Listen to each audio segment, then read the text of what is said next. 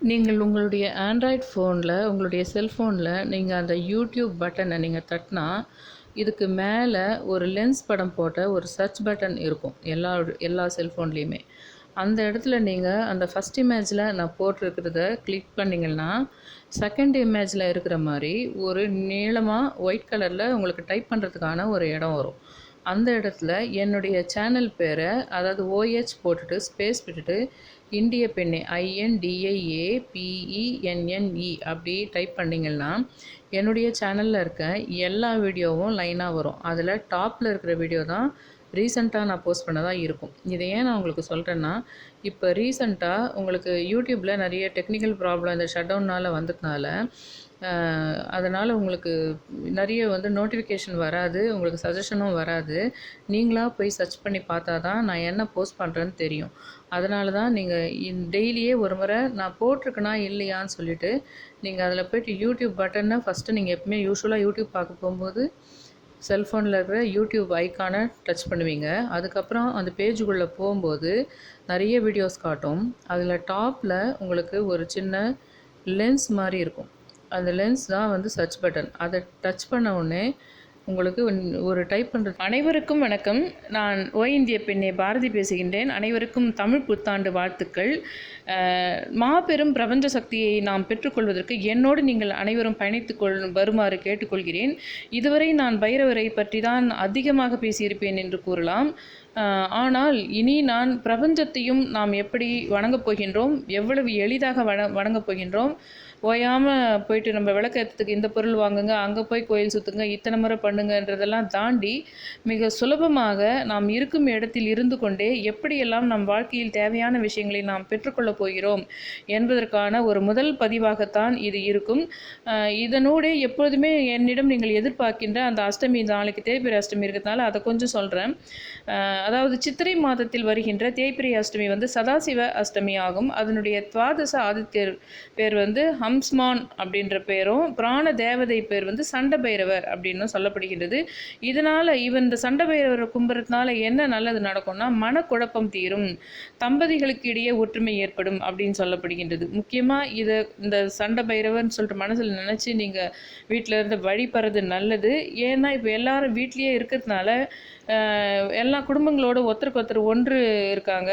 அதனால் ஒற்றுமை வந்துடுச்சு, கொரோனா ஒற்றுமை ஏற்படுத்துச்சுன்னு சொல்கிறாங்க. அப்படி இல்லை, அதிகமான எண்ணிக்கையில் வீட்டில் அதிகமான சண்டைகள் சச்சரவுகளும் ஏற்பட்டு கொண்டிருக்கின்றன என்று எனக்கு ஒரு ரேஷியோ தெரிந்து கொண்டு இருக்கின்றன. அதிகமான சண்டைகள், வீணான வாக்குவாதங்கள், அதனால் சண்டைகள் தான் அதிகமாகி கொண்டிருக்கின்றன என்று தெரிய வந்து கொண்டிருக்கின்றன. ஆகையால் நீங்கள் இந்த தம்பதிகள் ஒற்றுமை, குடும்ப ஒற்றுமை விஷயத்துக்கு இந்த சதாசிவ அஷ்டமியில் இந்த சண்ட பைரவரை நினைத்து நீங்கள் வணங்கிக் கொள்ளுங்கள். இதோடு இல்லாமல் நாம் அனைவரும் முருகனையும், முருகர் உண்டாக்கிய காளி, லக்ஷ்மி, பச்சையம்மாள், காளிக்கு அப்புறமா நீலாம்பிகை, அதுக்கப்புறம் சரஸ்வதி, கங்காதேவி, இவங்க எல்லாரையுமே நம்ம வணங்க வேண்டியதா இருக்கு. ஸ்ரீராம ஜெயம் எழுதுற மாதிரி நீங்க எழுதி வச்சுக்கோங்க. முருகரை பத்தி எழுதுறது, இந்த சப்தகன்னிகளை பற்றி எழுதுறது, இதை நீங்க நினைவுபடுத்திக்கிட்டாலே அவங்களுக்கு போய் சேரும். ஏன்னா இனிமேல் நம்ம வழிபட போகிறது எல்லாமே நான் பிரபஞ்ச ரீதியாக தான் நான் உங்களுக்கு சொல்ல போகிறேன். நீங்கள் வணங்குறது அப்படியே டைரெக்டாக நீங்கள் இருக்கிற இடத்துலேருந்து வணங்குறது அப்படியே பிரபஞ்சத்துக்கு போய் சேரட்டும். அந்த கடவுள்கள் எல்லாம் நம்மளை திரும்பி பார்க்கறதுக்கு ஆரம்பிப்பாங்க. அதனால் இது ஒரு வித்தியாசமான ஒரு கோணமாக நீங்கள் செய்து பார்த்தீங்களான்னா அதனால் உங்களுக்கு பலன் வரும்ன்றது நான் நிச்சயமாக சொல்கிறேன். நீங்கள் கொஞ்சம் கொஞ்சமாக அதை நீங்கள் உணர்வீங்க.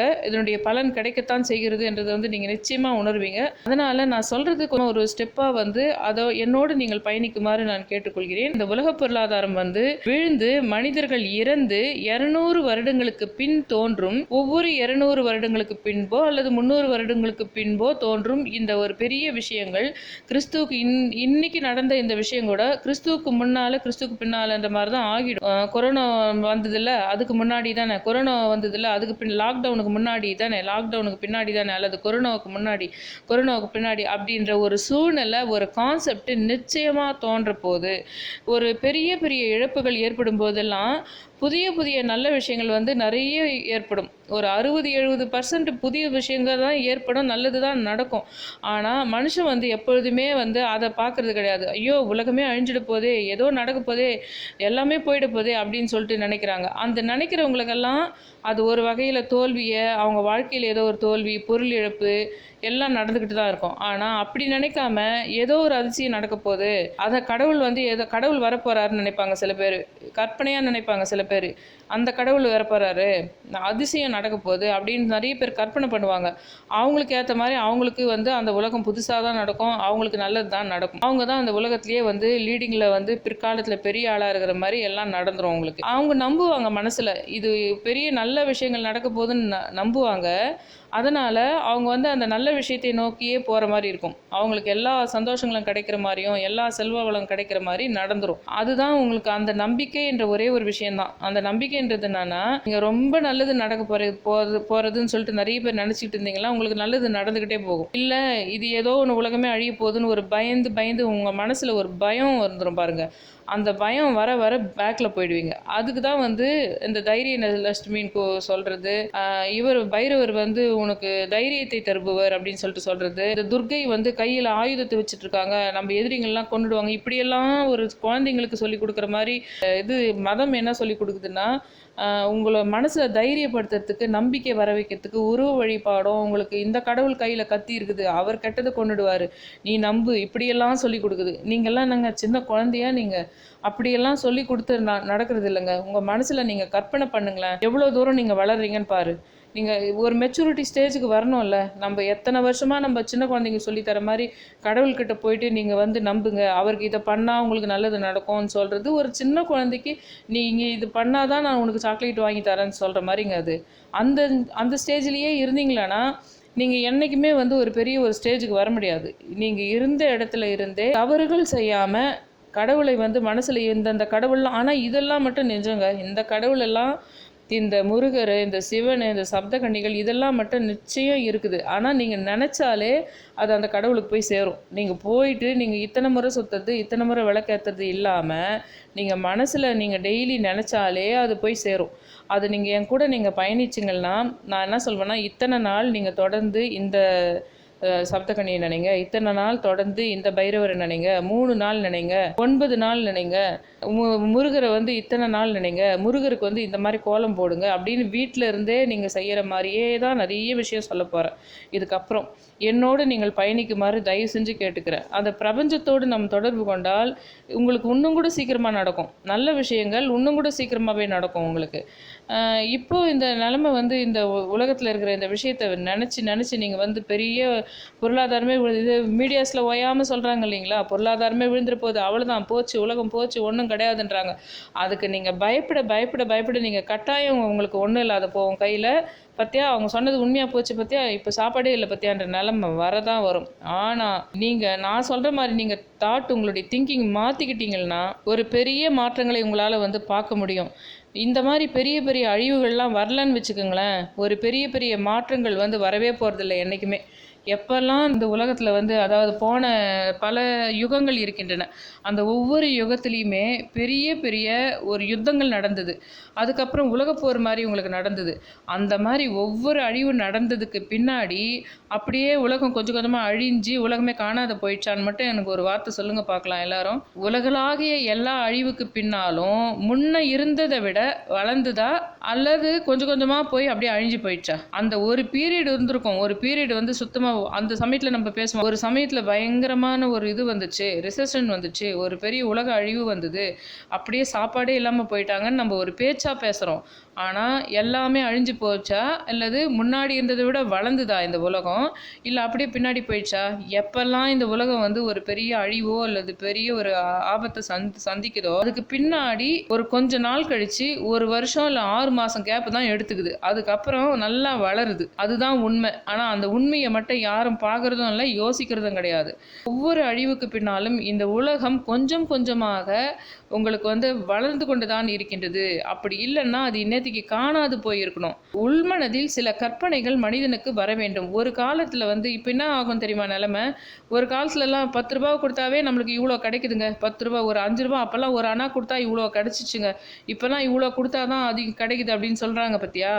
அந்த ஒரு விஷயங்கள் கூட இப்போது திரும்புறதுக்கு வாய்ப்பு இருக்குது. கொஞ்சம் காசு கொடுத்தாலே பொருள் தமக்கு தேவையான விஷயங்கள் கிடைக்கக்கூடிய வாய்ப்புகள் எல்லாம் கூட உங்களுக்கு வந்து அடுத்த வருஷத்துலேருந்து உங்களுக்கு ஏற்படுறதுக்கு நிறைய வாய்ப்பு இருக்கின்றது. ஒரு புதிய பரிணாமங்கள், மனிதன் தன்னுடைய சந்தோஷங்களுக்கு வந்து ஃபஸ்ட்டு ப்ரெஃபரன்ஸ் வந்து ஒரு ஷோவுக்கு போகிறது, மாலுக்கு போகிறது அப்படின்ற மாதிரி விஷயங்களெல்லாம் வந்து அதுதான் சந்தோஷம் அப்படின்ற எண்ணம்லாம் விட்டு போவோம். உங்களுக்கு தானாகவே உங்களுக்கு சொல்லி கொடுத்துல மாலுக்கு போகிறது தான் சந்தோஷம், ஃபஸ்ட் டே சினிமாவுக்கு போகிறது தான் சந்தோஷன்ற விஷயங்கள்லாம் உங்கள் மனசை விட்டு போயிடும். அடிப்படை தேவை ஒரு மனிதனுக்கு இருந்தாலே சொர்க்கன்ற நிலைமை தானாக கொண்டு வரும். ஆனால் இப்படி ஒரு சூழ்நிலை நாட்டில் ஏற்படலைன்னா எத்தனை வருஷம் ஆனாலும் நீங்கள் அந்த என்டர்டைன்மெண்ட்டுங்கெல்லாம் இருந்தால் தான் உலகம் சொர்க்கன்றது தான் இருப்பீங்க. இப்படி ஒரு நிலைமை வராத வரைக்கும் யாருக்குமே தோண போகிறது கிடையாது. இதெல்லாம் கூட சந்தோஷம், இதெல்லாம் கூட சொர்க்கம்ன்ற விஷயம் வந்து ஒரு பெரிய பிரச்சனை வரும்போது தான் மனுஷனால் உணரப்படும். ஒரு மனுஷனுக்கு என்ன மாதிரி ஒரு நிலைமை வரும்னா, கொஞ்ச நாள் கழித்து ஒரு வருஷம் கழிச்சோ இல்லை ஒரு 6 மாதம் கழிச்சோ என்ன வரும்னா, தான் கையில் இருக்கிற ஒரு காசு கூட அருகில் உள்ள மனிதன், பக்கத்து வீட்டு மனிதனிடமோ அல்லது எதிர் வீட்டு மனிதனிடமோ இல்லாது அவன் ஒரு வேளை தான் சாப்பிடுகிறான், நம்மளானா 3 வேளையான சாப்பிட்றோம், அவன் ஒரு வேளை தான் சாப்பிட்றான்றத கண்ணில் பார்க்குற நிலமை வரும் பாருங்க. அப்போ புரியும், நம்மளுக்கு உணவுப் பொருள் உற்பத்தி தான் பெருசு நாட்டில். அதிகமாக அந்த துணிக்கும் அந்த இதுக்கும் என்டர்டைன்மெண்ட்டுக்கும் அந்த இதுக்கும் போகிறது இல்லாமல் சாப்பாடு ஒரு வேளை நல்ல சாப்பாடாக நம்மளுக்கு கிடச்சிச்சானா அதுதான் சொர்க்கம்னு சொல்லிட்டு மனுஷனுக்கு இப்படி ஒரு நிலைமை ஏற்படாமல் புரிய போகிறதில்ல. இந்த துர்க்கம் ஏற்படாமல், இப்படி ஒரு நாட்டளவில் ஒரு பிரச்சனை ஏற்படாமல் மனுஷனுக்கு எது சுகம்ன்றது புரிய போகிறது கிடையாது. ஒரு சுச்சுவேஷனில் என்ன ஆகும்னா, சாப்பாடு, தூக்கம் இது கிடைச்சா இதுதான் சொர்க்கம் அப்படின்ற நிலைமைக்கு வரும். அதாவது படித்தாதான் மார்க் எடுத்தால் தான் வேலை கிடைச்சாதான் மூச்சை விட முடியும் அப்படின்ற நிலை வந்து அது ஒரு அடங்காத பிள்ளைய வந்து நம்ம வந்து ஓரளவுக்கு நல்ல நார்மலாக இருக்கிற பிள்ளைங்களை என்ன பண்ணுவோம், ஸ்கூலுக்கு அனுப்புவோம். ரொம்ப அடங்காத பிள்ளைங்களை என்ன பண்ணுவோம்னா ரீஹேபிட் சென்டரில் போட்டு சரி பண்ணுவாங்க. கடவுள் இப்போ கொண்டு வந்திருக்கிற இந்த ஒரு உலகளாவிய கான்செப்ட் தான் இந்த ரீஹேபிட் இம்ப்ளிமெண்ட்டுன்னு நம்ம பார்க்க முடியும். இப்படிப்பட்ட ஒரு நாட்டளவில் தோன்றுறது என்ன ஆகும்னா, அதுதான் மக்கள் வந்து களி முத்திருச்சு, இன்னும் அவ்வளோதான் உலகம் அழிஞ்சிட்டு போகுது. அப்படி உலகம் அழியாது. அது உங்களுக்கு புதிய வாழ்க்கை முறைகளை சொல்லிக் கொடுக்கும். ஒரு உயிர் பயம் மட்டும்தான் வந்து திருத்தும் எப்போவுமே. எவ்வளோ ஒரு மனுஷனுக்கு வந்து திருந்தாத ஒரு மனுஷனை எடுத்தும் போயிட்டு இல்லை பயங்கரமாக ட்ரிங்க் பண்ணுறவனோ இல்லை ஒரு ட்ரக் அடிக்டாக இருக்கிறவனோ இல்லை கொடூரமாக சைக்கோ மாதிரி இருக்கிறவனை ஒரு உயிர் பயம் அல்லது பசி இந்த 2 விஷயத்தில் அவனை விட்டமானா அவன் வந்து திருந்துவான். அந்த மாதிரி ஒரு ரீஹேபிட் சுச்சுவேஷன் தான் இப்போ நம்ம வந்து நடக்கிறது. புதிய வாழ்க்கை முறை மாற்றங்களை அதுதான் சுகம் என்று நம்ம ஏற்றுக்கணுமே தவிர ஒரு கொடூரம் வருதுன்னு சொல்லிட்டு நம்ம பார்க்கக்கூடாது. ஒரு புதிய வித்தியாசமான விஷயங்கள் வரும், அது நமக்கு நல்லது தான் செய்ய போகுது அப்படின்ற மாதிரி எல்லாரும் நம்ப ஆரம்பிக்கணும், எல்லாரும் கற்பனை செய்ய ஆரம்பிக்கணும். ஆகஸ்ட் மாதத்திற்கு பின்னால் உலகில் பல வித்தியாசமான பழக்க வழக்கங்கள் இந்த உலகில் அரசு மூலமாகவோ அல்லது சில அமைப்புகள் மூலமாகவோ அமல்படுத்தப்படும். தயவு செய்து ஆகஸ்டுக்கு அப்புறம் உலகம் கொடூரமாய் இருக்கும் சொல்லிட்டு ஒரு இமையளவும் நீங்க நினைக்காதீங்கன்னு தான் நான் உங்ககிட்ட கேட்டுக்குவேன். பிரபஞ்ச ரீதியாக இனி நாம் கடவுளை வணங்க வேண்டும். கற்பனைகளை வளர்த்து கொள்ளுங்கள், கற்பனை செய்யுங்கள், பூஜைகள், புனஸ்காரங்கள், கோயில் எல்லாம் குறைத்து கொள்ளுங்கள், சதா கற்பனை செய்யுங்கள். இதுவரை வாழ்வில் நீங்கள் பெறாத அற்புதங்கள் நீங்கள் பெறுவீர்கள் என நான் இந்த பிரபஞ்சத்தின் மீது ஆணையிட்டு சொல்வேன். நிச்சயமாக நான் சொல்லும் ரூபத்தில் நீங்கள் பிரபஞ்சத்தை நினைக்க ஆரம்பித்தால் உங்களுக்கு தேவையான விஷயங்கள் மிக எளிதாக மிக சீக்கிரமாக கிடைத்துவிடும். இந்த உலகினுடைய புது நடவடிக்கைகள் எல்லாம் கூட உங்களுக்கு சாதகமாக மாறிவிடும். யாரெல்லாம் வந்து நல்லது நடக்கப் போகிறது என்று நினைக்கிறீர்களோ அவர்களுக்கெல்லாம் ஆகஸ்டுக்கு பின்னால் நடக்கும் விஷயங்கள் சாதகமாக இருக்கும். யாரெல்லாம் உலகம் அழிந்துவிடும், ஏதோ ஆபத்து நடக்க போகிறது, அவன் அரசாங்கம் தப்பு பண்றான், அவன் வச்சுட்டான், இந்த இலுமினாட்டி அந்த இவன் சொல்லிட்டு நினைச்சுக்கிட்டு அப்படியே நெகட்டிவா நினைச்சிட்டு இருந்தீங்கன்னா உங்களுக்கு உண்மையிலே உங்க வீட்டளவில் அது வந்து பெரிய பாதிப்பை ஏற்படுத்த போகுது. யார் வந்து நல்லது தான் நடக்க போகுது, ஒரு புதிய வித்தியாசமான விஷயங்கள் நடக்கும்னு சொல்லிட்டு ஒரு கற்பனையா நினைச்சு ஹாப்பியா இருந்தீங்களா உங்களுக்கு மட்டும் நல்லது நடக்க போகுது. இது மட்டும் நிச்சயம். இந்த பிரபஞ்ச வழிபாட்டுக்கு இன்றிலிருந்து என்னோடு பயணிக்குமாறு மறுபடி கேட்டுக்கொள்கிறேன். ஆகஸ்டுக்கு பின் வேறு மாதிரியான வாழ்க்கை முறைக்கு நீங்கள் பழகி கொள்ள வேண்டும். உதாரணத்துக்கு நான் ஒரு சின்ன எக்ஸாம்பிளுக்கு சொல்கிறேன். உதாரணத்துக்கு ஒரு காலத்தில் வந்து கழிப்பறைன்னு சொல்லிட்டு ஒன்று கிடையாது. அதே மாதிரி பாத்திரம் தேய்க்கிறதுக்கெல்லாம் சிங்க்குன்னே ஒன்று கிடையாது. கிராமமாக தான் இருந்தது எல்லாமே. ஏதோ நகர்ப்புறன்றது ரொம்ப அதில் கூட எங்குமே உங்களுக்கு ரொம்ப கிராமப்புறம் உலகம் ஃபுல்லாக 95% ஆரம்ப காலத்துலலாம் வந்து உங்களுக்கு எல்லாமே நகர்ப்புறங்கள் தான். அப்போ கழிப்பறைன்னே ஒன்று கிடையாதுங்க. பாத்திரம் தேய்க்கிற சிங்க்குன்னு ஒன்று கிடையாது, டேங்க்கு ஒன்று வச்சுட்டு அதுலேருந்து டேப்லேருந்து தண்ணி வர்றதுன்னே ஒன்று கிடையாது. அப்போ முதல்ல யாரெல்லாம் இந்த நகர்ப்புறத்தில் முதல்ல இதெல்லாம் ஏற்படுத்தினாங்களோ, அதை இம்ப்ளிமெண்ட் பண்ணாங்களோ, அந்த பார்த்தவங்கலாம் அந்த டாய்லெட் சிங்க் 2த்தையுமே வந்து அந்த கிராமத்து மக்கள், அந்த பழைய விஷயங்களில் பழகி போனவர்கள் இதை வெறுத்தாங்க. 1000 இருந்தாலும் அந்த ஊர் மாதிரி வராதுன்னா, 1000 இருந்தாலும் அந்த இது மாதிரி வராது, இது முடியவே முடியாதுன்னு ரொம்ப கஷ்டப்பட்டாங்க அந்த சிங்க்கையும் அந்த டாய்லெட்டையும் பழகிக்கிறதுக்கு ஆரம்ப காலத்தில். ஆனால் அது பழகி கொஞ்ச நாள் ஆச்சு, அதில் பழகிட்டாங்க, அதில் உள்ள வந்து அதை யூஸ் பண்ண ஆரம்பிச்சிட்டாங்க. அதை யூஸ் பண்ண ஆரம்பித்த பின்னாடி என்ன ஆச்சுன்னா, இப்போ கிராமத்தில் எல்லா இடத்துலையுமே சிங்க் இல்லாத வீடு கிடையாது, டாய்லெட் இல்லாத வீடு கிடையாது. அப்படி அது இல்லாமல் போய் இருக்க முடியுமா? அது இல்லாமல் போய் எப்படி வாழ்ந்தாங்க அப்படின்னு யோசிக்க ஆரம்பித்தாங்க. அப்படி தான் இருக்கும். இந்த லாக்டவுனுக்கு அப்புறமா வந்து ஒரு பொருளாதார சிக்கல்கள்லாம் வந்து மீளும்போது நிறைய புதிய முறைகள், வாழ்க்கை முறைகள், புதிய விஷயங்கள் எல்லாம் நிறைய வரும். அப்போ என்ன ஆகும்னா, முதல்ல அது ஒரு கஷ்டம்னு எல்லாம் நினச்சிக்குவாங்க. அப்படி கிடையாது. அது இதுதான் ரொம்ப ஸ்மார்ட்டான விஷயம். இதை தான் நம்ம இத்தனால ஏன் நம்ம யூஸ் பண்ணாமல் இருந்தோம் அப்படின்ற ஒரு சூழ்நிலைக்கு தான் அதுக்கப்புறம் இன்னொரு 2 வருஷம் கழித்து, இன்னொரு 5 வருஷம் கழித்து இந்த மெத்தடு நம்ம ஏன் இத்தனை வருஷமாக ஃபாலோ பண்ணாமல் இருந்தோம் அப்படின்னு நினைக்கிற நிலைக்கு தான் தள்ளப்படும். ஆக நீங்கள் ஏதோ ஒரு பெரிய சந்தோஷம் நடக்கப் போகிறது என்று கற்பனை மட்டும் செய்யுங்கள். இந்த முதல் அத்தியாயத்தில் நான் உங்களுக்கு சொல்லப் போகுது. எந்த ஒரு பெரிய விஷயம் நினைக்க வேணாம். கடவுளை நினைங்க. நம்ம என்னென்ன கடவுளை இப்போ நம்ம சொல்லிட்டு இருக்கோமோ, வேண்டிட்டு இருக்கோமோ அந்த கடவுளையே நினைங்க. ஆனால் ஒரு பெரிய சந்தோஷமான விஷயம் நடக்கப் போகிறது என்ற ஒரு கற்பனையை மட்டும் நீங்கள் வைத்து கொண்டால், நடக்க போகும் மாற்றங்கள் எல்லாம் உங்கள் வீட்டுக்கு, உங்கள் குடும்பத்துக்கு சாதகமாகவே இருக்கப் போகிறது என்பதையும் கூறிக்கொள்கிறேன். தமிழ் புத்தாண்டாக இருப்பதால், தமிழ் புத்தாண்டை பற்றி ஒரு விஷயம் என்னவென்றால், கேரளா, சிங்களம், பஞ்சாப், அசாம், ஒடிசா எல்லா மக்களுக்குமே இந்த நாளைத்தான் புத்தாண்டாக கொண்டாடப்படுகின்றது. தமிழர்களுடைய ஆண்டு ஒவ்வொன்றும் வந்து 365 நாள், 15 நாழிகை, 31 வினாடி, 15 நொடிகளை கொண்டது. ஆங்கில ஆண்டுகளில் இருப்பதை போன்று லீஃப் மாதமோ லீஃப் வருஷமோ தமிழ் ஆண்டுகளில் கிடையாது. மொத்தம் வந்து 60 விதமான ஆண்டுகளை வகுத்து அவற்றின் இயல்புகளையும் நம் முன்னோர்கள் வந்து அதெல்லாம் நல்லா வந்து கணிச்சு வச்சுருக்காங்க. இதில் வந்து ஆரம்பத்தில் வந்து பிரபவ, விபவ அப்படின்னு தொடங்கும். அப்படி பார்க்கும் பொழுது இது வந்து 34வது ஆண்டாக இந்த சார்வாரி ஆண்டு இருக்குது. அது பற்றி மட்டும் இதோடு சொல்லி நான் முடிச்சுக்கிறேன். நாளைக்கு நீங்கள் தேய்பிறை அஷ்டமிக்காக நீங்கள் வழிபடுங்க. நான் சொல்கிற மாதிரியே பஞ்சதீபம்லாம் வச்சு அந்த தனம் பாட்டெல்லாம் சொல்லி வழிபடுங்க. ஏன்னா நம்ம நிறைய இனிமேல்ட்டு வந்து வீட்டிலேருந்து தான் அந்த பாட்டு சொல்கிறதா இருந்தாலும், கோலம் போகிறதா இருந்தாலும், இத்தனை கவுண்டிங் பேப்பரில் எழுதுறது, பிரபஞ்சத்தை நோக்கி கற்பனை பண்ணுறது, நம்ம ரொம்ப ஹாப்பியாக இருக்க மாதிரி பண்ணுறது, அந்த மெத்தடில் தான் இனிமேல் நம்ம வரும் காலங்களில் அதிகமாக கடவுளை நாம் நெருங்கப் போகிறோம் என்று கூறி இதை நான் முடித்துக்கொள்கிறேன்.